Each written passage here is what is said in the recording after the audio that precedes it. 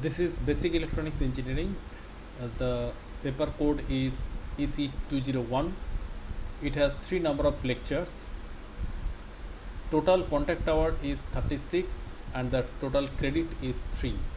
Myself, Dr. Indranath Shakar, Associate Professor, Department of Electronics and Communication Engineering at JS College of Engineering, Kolleri. There are 4 course outcomes of this subject.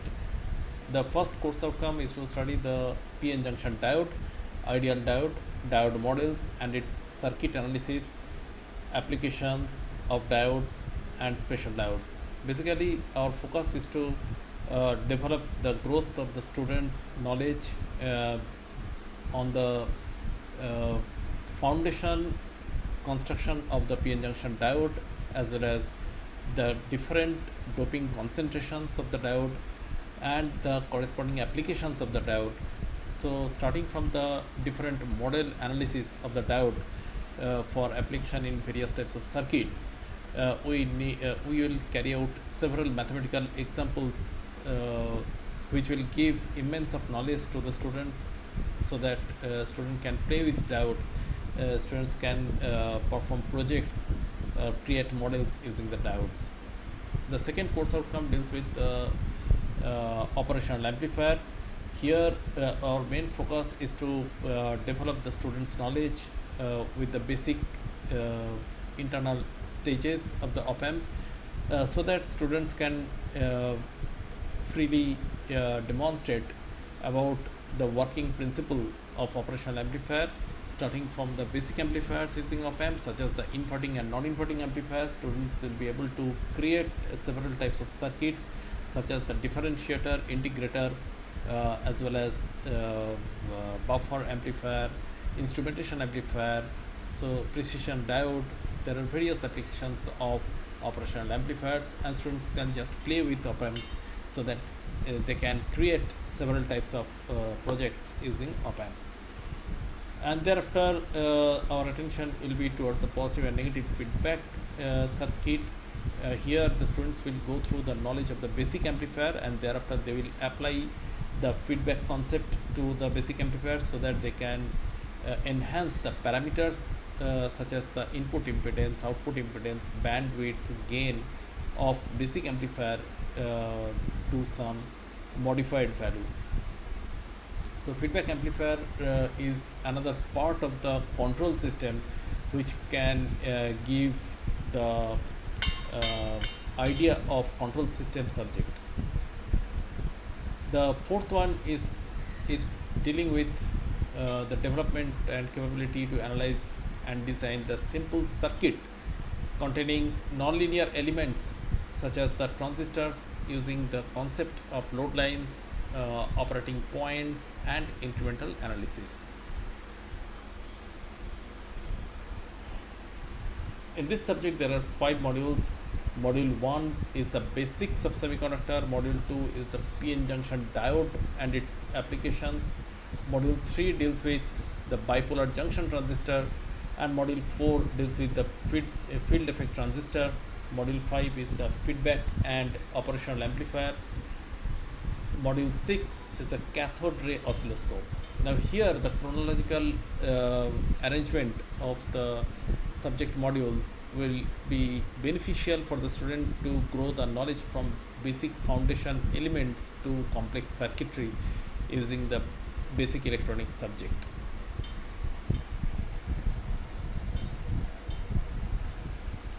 The prerequisite of this subjects is the fundamental of electricity, direct current, devices and circuits, series and parallel circuits, to the study of active and passive components, Ohm's law, Kirchhoff's law, and KVL, KCL, Ampere's law, etc.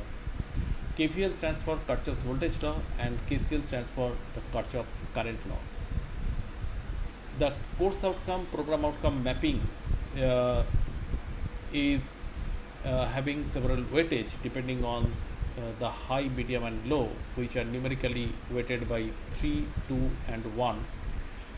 we have an explanation of such course outcome versus program outcome, because program outcome is assigned by National Board of Accreditation. There are 12 program outcomes which are mapped to the course outcome.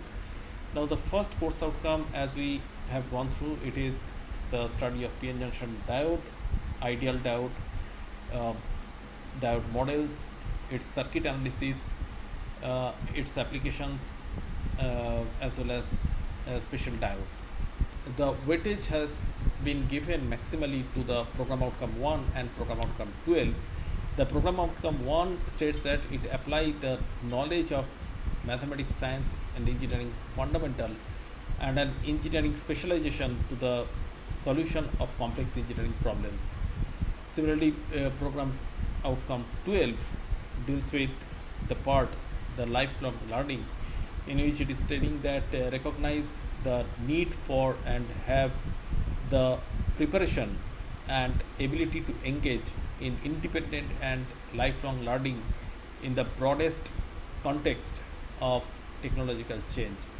So, as the basic foundation knowledge of this course outcome 1, which it dealt with, that is why it is mostly matching with program outcome 1 and program outcome 12, and there are medium weightage given to program outcome 2, 3, 5 and 11. Now the second program outcome is the problem analysis, and the third program outcome is the design and development of solutions, and the fifth one is the modern tool uses, and correspondingly 11th one is the project management and finance. So therefore these program outcome statements are getting the middle weightage, that means numerically 2 it is given. And the fourth program outcome is the conduct investigations and complex problems. Since we have minimum concept of start of the complex problem in this subject, because there is another advanced course, analog electronics, the students will go through in the fourth semester. They will be understanding in more detail, so that is why complex problems will be suitable in the analog circuit subject, not in the basic electronics. The main course objective of this basic electronics is to impart the fundamental knowledge to understand the basics of semiconductor and components like diode, transistor, FET, MOSFET and operational amplifier. It will be it will build mathematical and numerical background for design of electronic circuits and components value.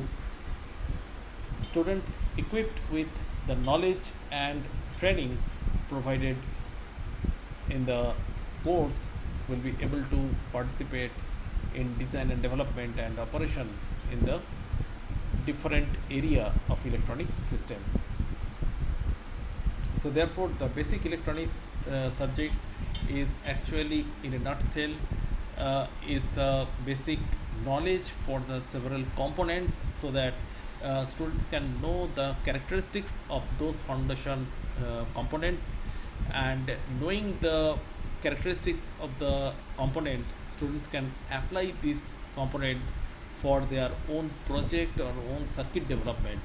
And during the circuit analysis, student can measure the parametric value of the component, so that they will understand the status of the component, whether it is giving correct value or it is giving wrong value. So for this subject, a data sheet for individual component is also mandatory for students to see, because until and unless students go through the data sheet, they will not understand the detail of a particular component, because the data sheet gives not only the physical structure, dimensions, as well as various electronic parametric value for each and every component, and there are much more details given in data sheets, because it is made by the manufacturer.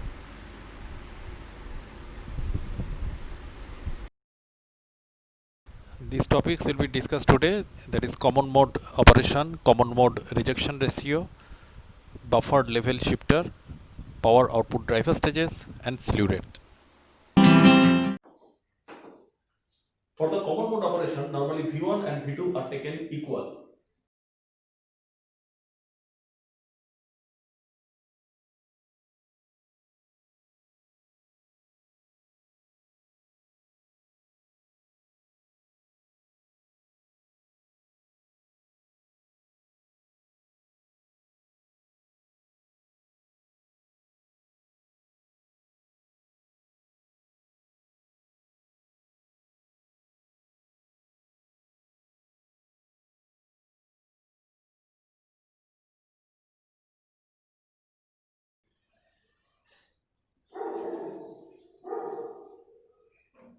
Now this is the equivalent circuit of differential amplifier under the common mode operation, where both the input V1 and V2 are considered equal, and that is given by Vc. So V1 and V2 are equal, and that is given by Vc. Here this is the transistor 1, which is Q1, and this is transistor 2, that is Q2. So Vc applied to both the transistors. So what is happening? Suppose Vc is increasing. So at that time there will be increase of emitter current. So what will happen to transistor 2? Here is also Vc. Again it is also increasing, and it is also giving higher amount of emitter current. So IE1 increasing, equal amount of increase we are finding at IE2. So both are increasing. IE1 increasing, and that gives you IE2 is also increasing. So therefore we cannot ignore the presence of this emitter resistance, because summation of both the current are flowing through the emitter resistance. So therefore 2 times of increase of emitter current due to a change in voltage, which is an increase in voltage at any one of the input. And similarly, when one input is decreasing, other input is also decreasing by the same amount, and we are getting double time of emitter current decreasing through emitter resistance. Now how to see this circuit? See, there is no DC biasing voltage, because it is the AC equivalent circuit. Whichever is not varying, such as the DC quantity, are removed by short circuit. That means voltage source, it has been short circuited. So it is also short circuited. They are present, but since they are not varying, they have no importance in the AC calculation. So this is the AC equivalent circuit. Whichever is varying, that we have considered.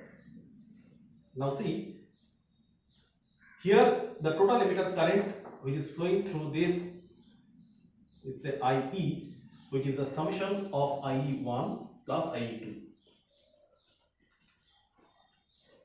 Therefore, the circuit could be divided into two halves. If we want to divide this RE is equivalent to 2RE parallel 2RE. So remember this thing. Can't we do this? If we take 2RE, two number of resistors, if we connect them in parallel, you will get the equivalent resistor RE. So therefore, I can divide this branch into two halves.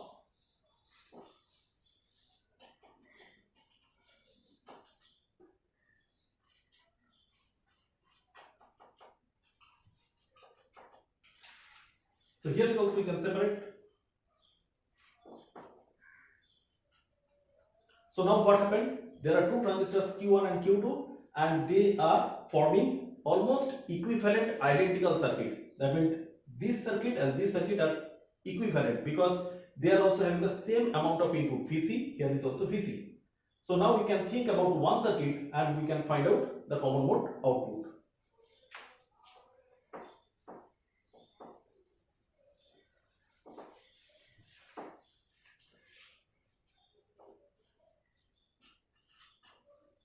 So think about this circuit and find the equivalent hybrid pi circuit. That will be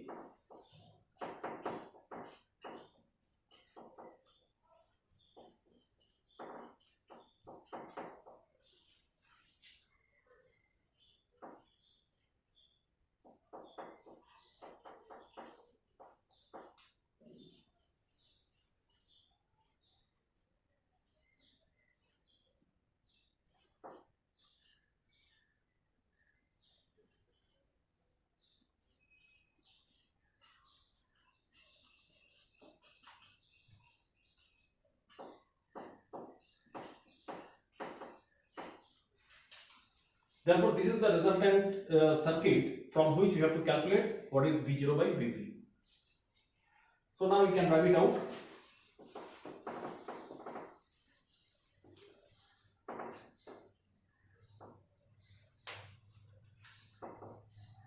So what we can write here? What is the amount of current flowing here? This current is say I1 and this is GMVB. So therefore this current will be say I2. So I2 is equal to I1 plus GMVB. Instead of I1, what we can write? This is the potential difference and this is the resistance. So this is VBE by R pi plus GMVBE.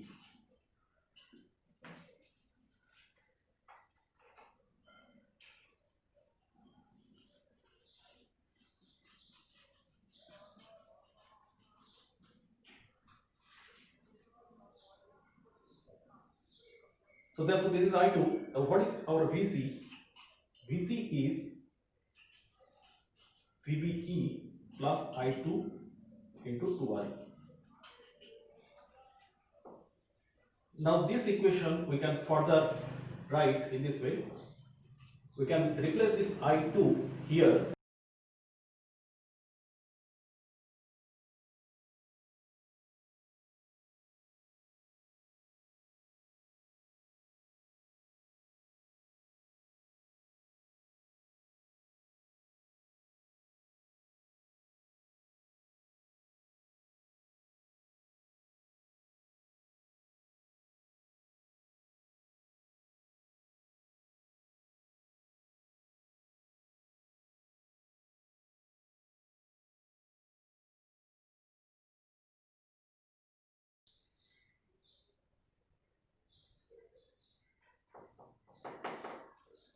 Now what we can write here, V0 is equal to GMVBE multiplied by RC.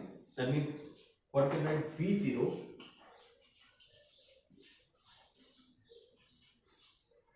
this we can write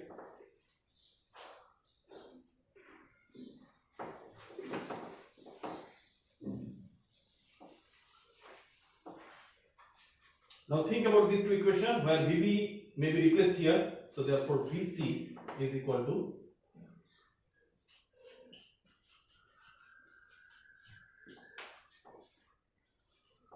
and here 2gm R pi Re is much larger quantity than this.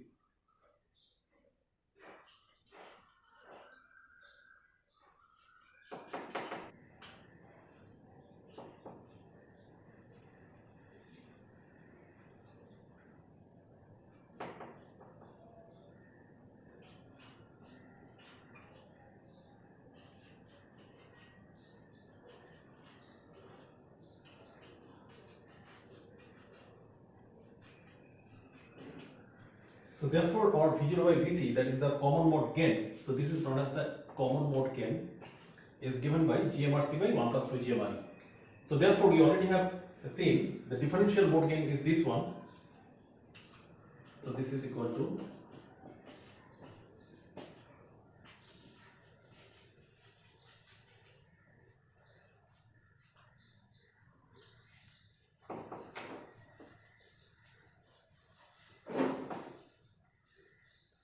so therefore ADM by ACM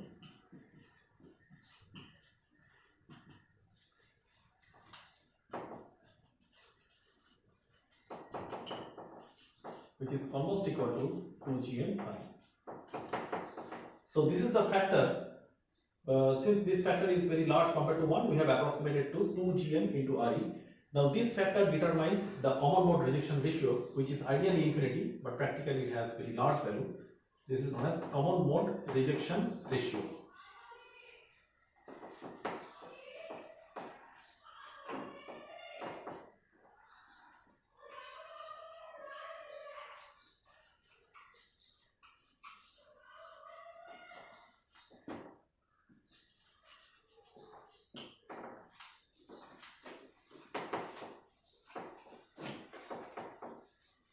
So this is all about the differential amplifier stages. Now we are moving into the next section, that is the buffer or level shifter.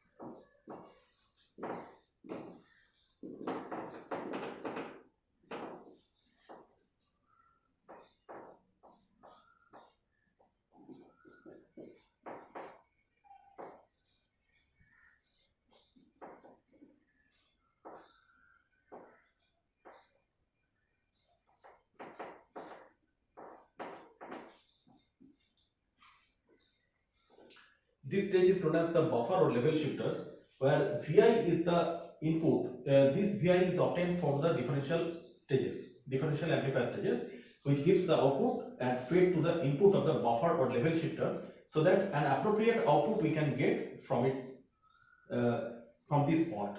So this is nothing but a emitter follower circuit.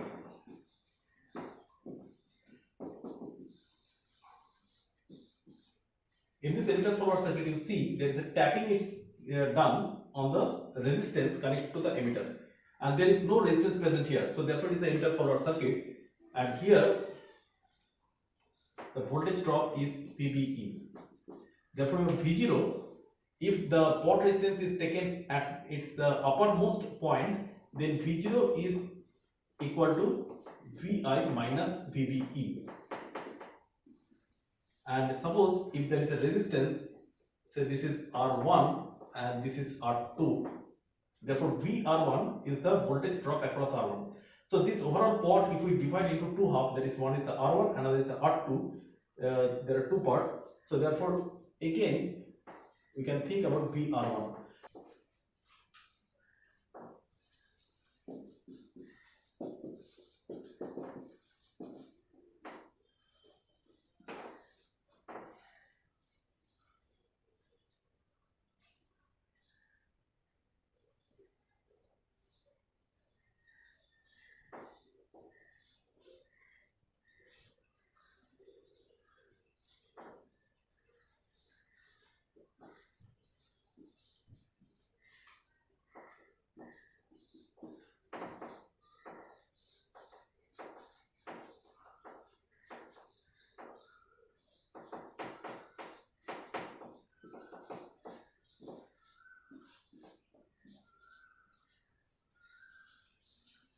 Now this is our output driver circuit. This is responsible for high amount of current to be delivered to the load resistance. So this is the voltage which we are getting from the buffer or level shifter stage, and that is applied to this stage where two number of transistors present. One is NPN, another is PNP. Why this? Because sometimes your Vi is positive, sometimes your Vi is negative.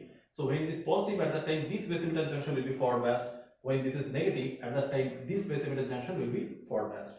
So they are also biased differently, because it is a NPN, that is why VCC, and it is PNP, that is why here the biased voltage is negative minus VW. So whichever is the whatever is the V input, if Vi is greater than 0, so say it is Q1 and it is Q2. So for Vi greater than 0, your Q1 is on, and Vi less than 0, Q2 is on. So any one resistor will be on at a time depending on the polarity of the input voltage, and the current will be delivered to the load. But it ensures it's a emitter follower circuit, but any one of the transistor will be operating at any one time, and that ensures huge amount of current to be delivered to the load resistance.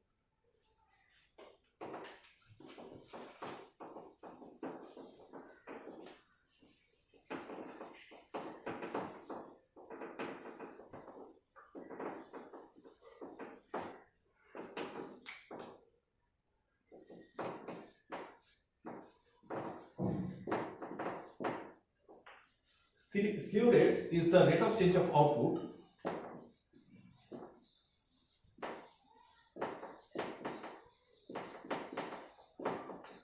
with respect to time. Now this rate of change of output is normally not fast because of the existence of the capacitance at the output stage of the op-amp. So that is why what happens, if there is a change in output, and that will not be reflected to the load because of the charging time of the capacitance at the output stage of the op-amp. So therefore we can write this thing, the capacitance present is C, and the rate of change of output dVdt, that have the maximum value which is given by I max. So therefore dV0 dt is given by, so this capacitance should be as low as possible and maximum current should be as high as possible, so that the rate of change of output will be maximized, and this is known as slew rate. So slew rate could be minimized if the existence of capacitance could be minimized using some separate loading at the output stage of the op-amp. So this is all about the internal parameter discussion. In the next video, we will discuss about some other parameters as well as some special operational amplifier